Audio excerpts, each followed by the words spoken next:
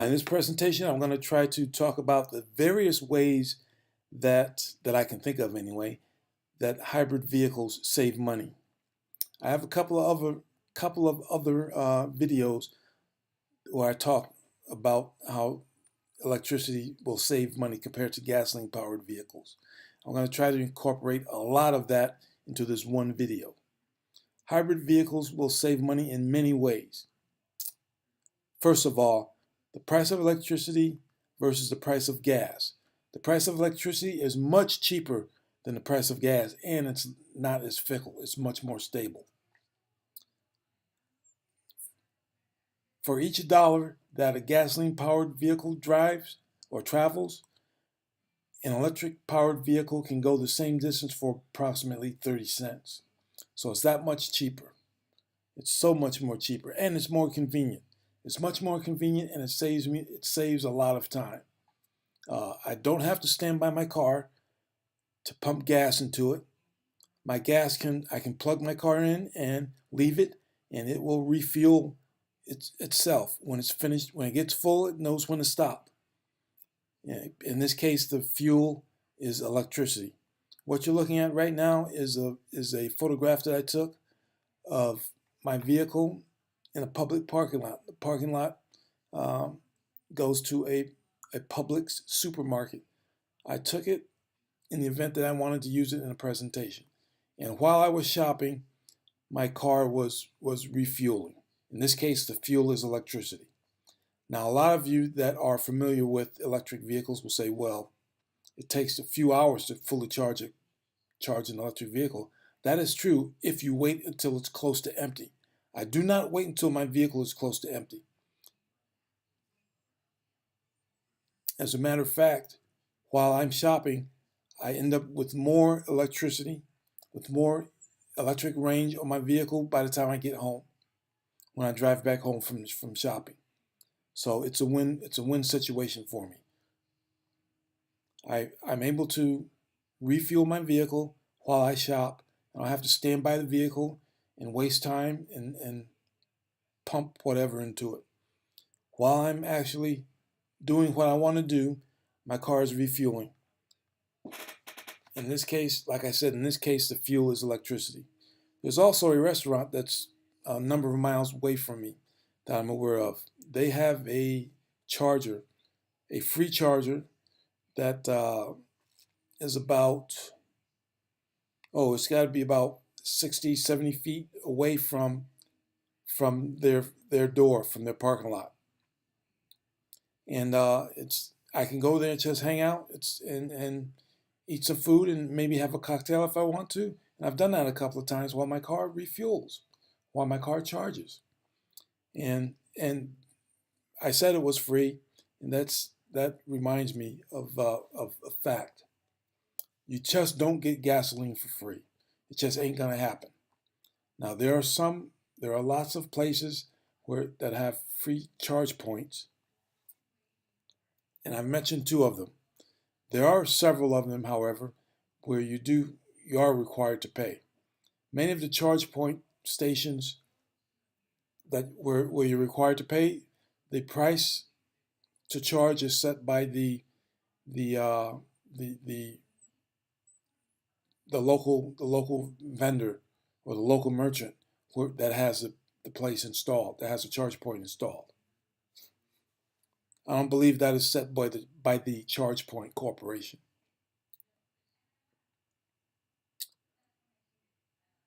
But all hybrids are not the same. My Cadillac ELR, I'll use that as an example, and the Chevrolet Volt. I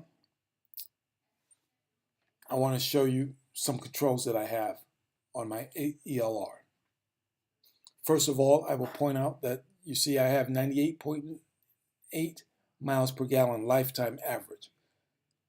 Well, I can't think of any other vehicle where you're going to get close to 100 miles per gallon. Now, the way I get 98.8 miles per gallon is because most of my driving is done on electricity. Not all of it, but most of it. Most of it is done only when I'm using electricity. Now the miles that I add to the car are miles that are added to the car. The computer, my impression, my understanding is that the computer in the car takes the number of miles, the total number of miles driven, divided by the total number of gallons of gas used. And that is how you get the average miles per gallon. So the more I drive on electricity, the higher my lifetime is going to be. The more I drive on gasoline, the lower it's going to be. Now, gasoline is to be used. Well, I'm about to get ahead of myself.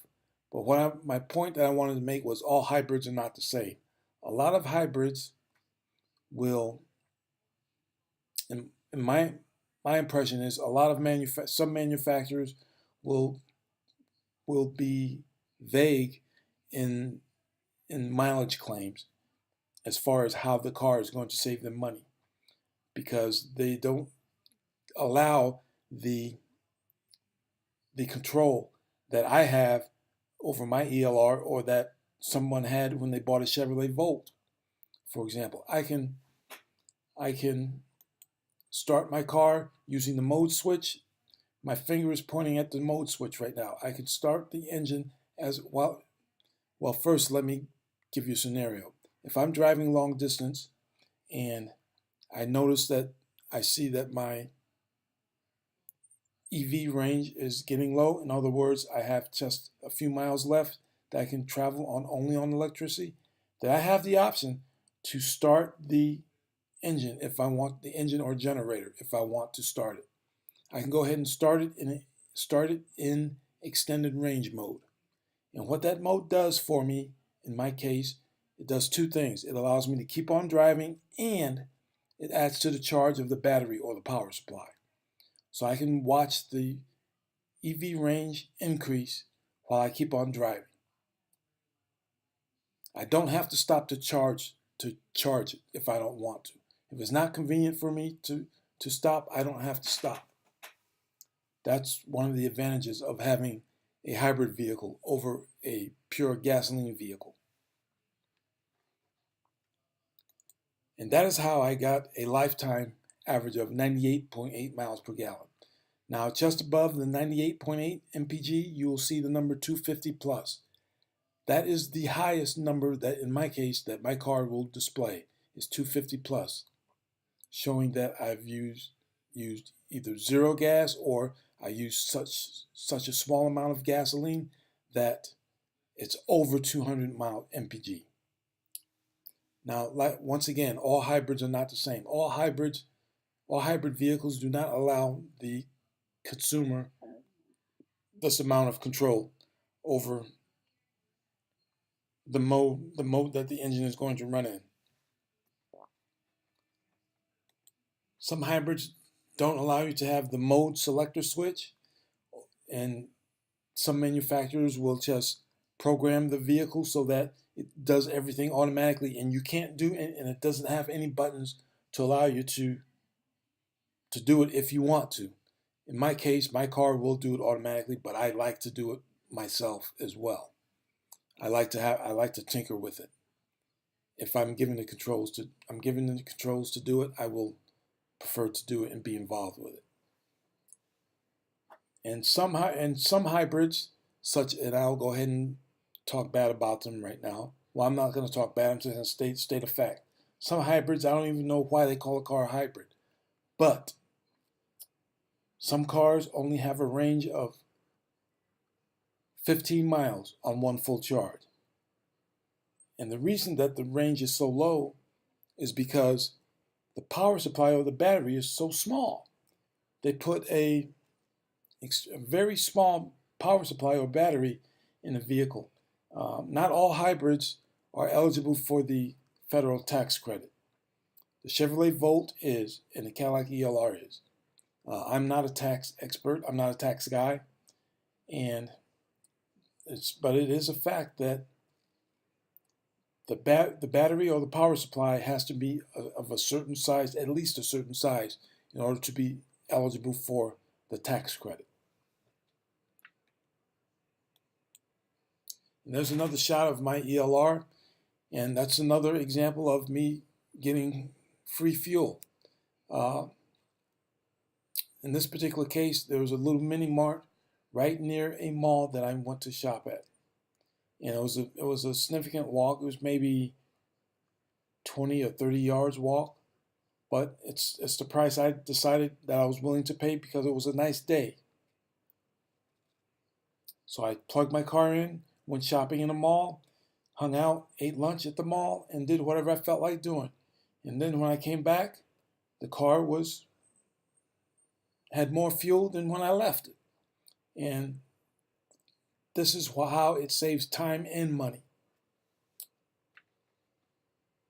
Okay, another point that I failed to point out was that when I come home, I take 2 minutes. When I come home and I pull my car into the garage, I take 2 minutes as I leave the car to go ahead and plug it in. It plugs into a standard 120 volt receptacle. While I'm in the garage, I just plug the car in. The cord itself, the cord, one end of the cord stays plugged into the wall all the time.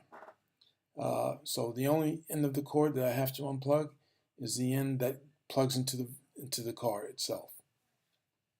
And that in itself saves a heck of a lot of time. And in driving around the city, I don't have to pump gas. As a matter of fact, during the summertime, during August or July and August, I typically have to pump more gas into my lawnmower than I need to use in my car. Unless I'm driving long distance, I don't need any gas in my car. And that's a real time saver, and it's a money saver as well. So I hope I've given you some good examples of how hybrid cars save a heck of a lot of money. And the other advantage is, and this is important, is that we also are not spewing poisonous gases into our atmosphere. So what that means is I can energize, and I do this all the time. I start my car without opening my garage door. I wait until I start the car, and then I open the garage door when I'm ready to drive out.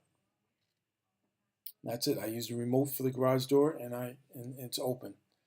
And if in the event of inclement weather, if I don't want to be exposed to the cold or to the rain or snow or whatever it is, then I don't have to be. I can just because my car doesn't spit out poison gas into the atmosphere. So therefore, I don't have to open my garage door before I can start my car.